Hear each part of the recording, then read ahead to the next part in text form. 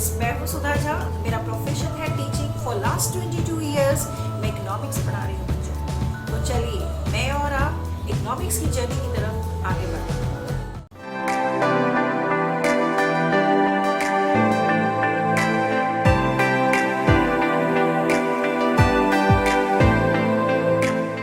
Good morning everyone.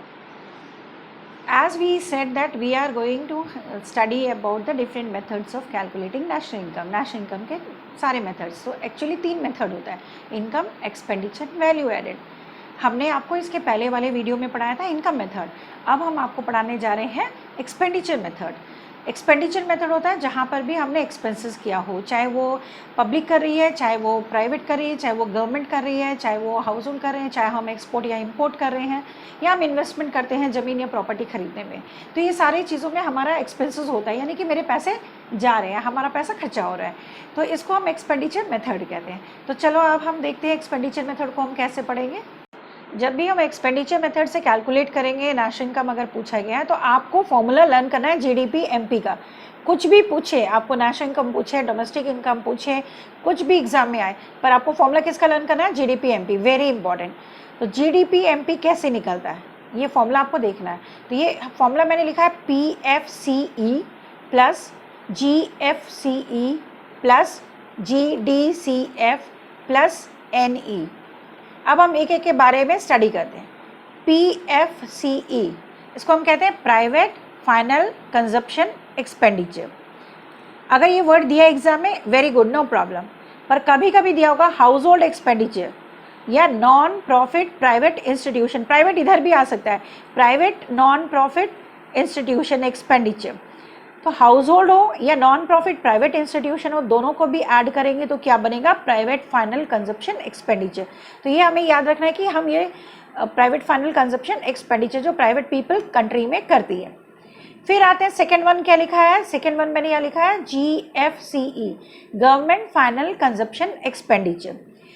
तो government जो भी एक्सपेंसेस करती है वो 4 लेन बनाने के लिए, रेलवेज के लिए, रोडवेज के लिए, ठीक है ना, पब्लिक पार्क्स, ये सब गवर्नमेंट का फाइनल कंजप्शन एक्सपेंडिचर, गवर्नमेंट तो यही कंज्यूम करती है, ठीक है। तो ये गवर्नमेंट फाइनल कंजप्शन एक्सपेंडिचर। कभी कभी गवर्नमेंट वर्ड नहीं दिया होगा तो आपको पब्लिक वर्ड दिया होगा। If public word is given then it means public final consumption expenditure and government final consumption expenditure, meaning is same. कभी कभी क्या होगा, एग्जाम में आपको ये दोनों वर्ड्स नहीं दिए होंगे, ना PFCE दिया होगा ना GFCE, उसकी जगह वर्ड होगा FCE, यानी कि फाइनल कंजप्शन एक्सपेंडिचर। तो हमेशा ये माना जाता है कि फाइनल कंजप्शन एक्सपेंडिचर में मेरा ये भी ऐड हो गया और मेरा ये भी ऐड हो गया, दोनों चीज़ें ऐड हो गई, यानी कि PFCE plus GFCE is equal to FCE। तो अगर नहीं दिया होगा तो आपको ये ध्यान रखना है कि FCE में ये दोनों इंक्लूड हो गए, तब टेंशन नहीं लेना है। GDCF ये वो पार्ट है जो आपके आंसर को रॉन्ग कराता है। National income by income method में मैंने बोला था ऑपरेटिंग सरप्लस वो पार्ट है जो आंसर को रॉन्ग कराता है, और उसमें भी प्रॉफिट हमारे आंसर को रॉन्ग कराता है। एक्सपेंडिचर मेथड में GDCF हमारे आंसर को रॉन्ग कराता है। अगर ये आंसर, ये पार्ट आपने सही सही लिख लिया, कभी भी आपका आंसर रॉन्ग नहीं होगा, और यही पार्ट में बच्चे गलती करते हैं। GDCF का फुल फॉर्म होता है ग्रॉस डोमेस्टिक कैपिटल फॉर्मेशन। अगर ग्रॉस डोमेस्टिक कैपिटल फॉर्मेशन दिया है, very easy, I can write it down. कभी कभी क्या होता है, ये नहीं दिया होगा, उसकी जगह ग्रॉस इन्वेस्टमेंट होगा, नो प्रॉब्लम, ये दूसरा नाम है इसका, ठीक है। कभी कभी ये दोनों नहीं दिए होंगे, आपको क्या दिया होगा? Gross fixed capital formation. अगर ये वर्ड फिक्स्ड आ गया आपको, तो यानी कि मुझे ऐड करना है चेंज इन स्टॉक, पर चेंज इन स्टॉक को हम बोलते हैं इन्वेंट्री इन्वेस्टमेंट। फिक्स्ड वर्ड को क्योंकि मैं डोमेस्टिक में कन्वर्ट करने जा रही हूँ, it means I have to add inventory investment. So gross fixed capital formation plus inventory investment is equal to GDCF।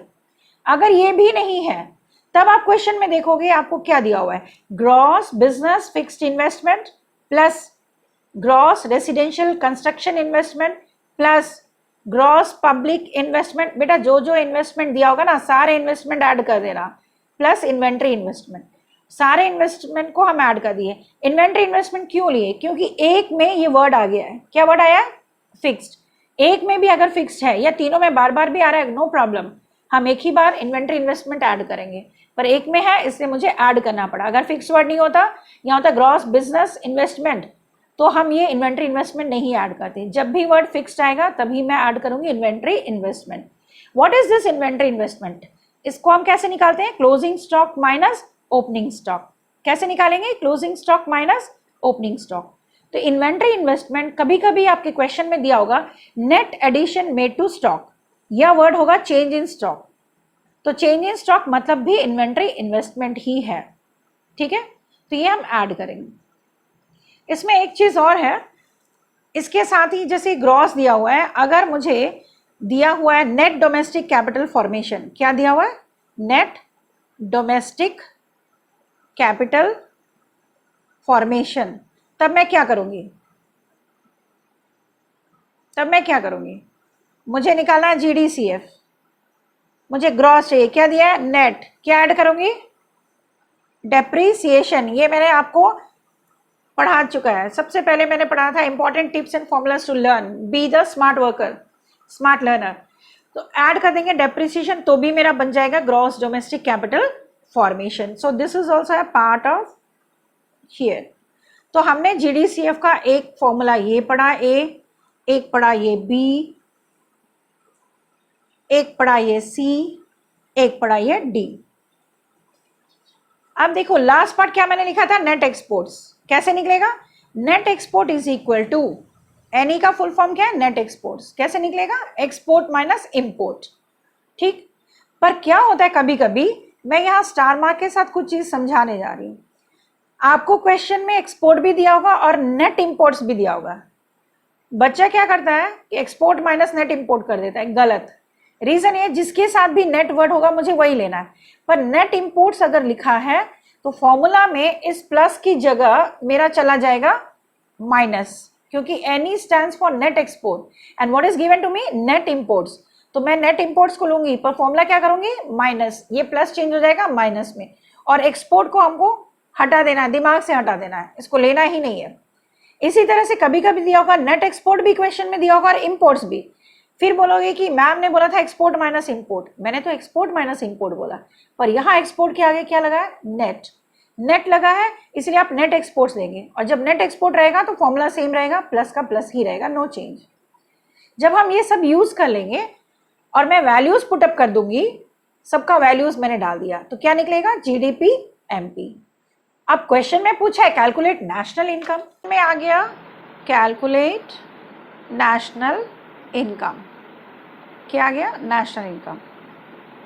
आपको मैंने पहले ही पढ़ाया है, एनआई नेशनल इनकम, इसका फॉर्मूला क्या होता है? NNP FC. अब एनएनपी एफसी मैं कैसे निकालूंगी? अभी मैंने आपको क्या सिखाया? एक्सपेंडिचर मेथड में हमेशा जीडीपी एमपी निकालना है। Always by expenditure method when you are calculating you have to find GDP MP irrespective of what has been asked. In the question they have asked me national income, but I am finding GDP MP first. As you calculated GDP MP, you have got the values. आपने GDP MP निकाली, आपको इसका value मिल गया ना, एक particular amount आया होगा।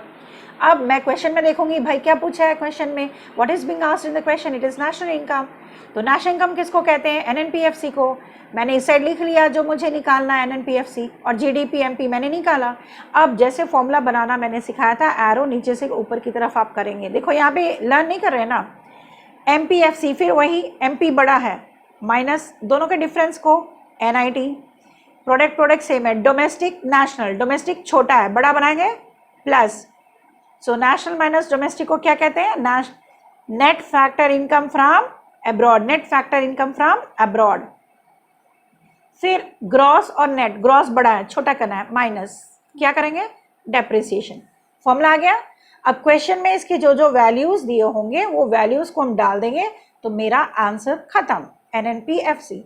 इसलिए ज़्यादा दिमाग इस पे नहीं लगाना है कि कैसे निकलेगा।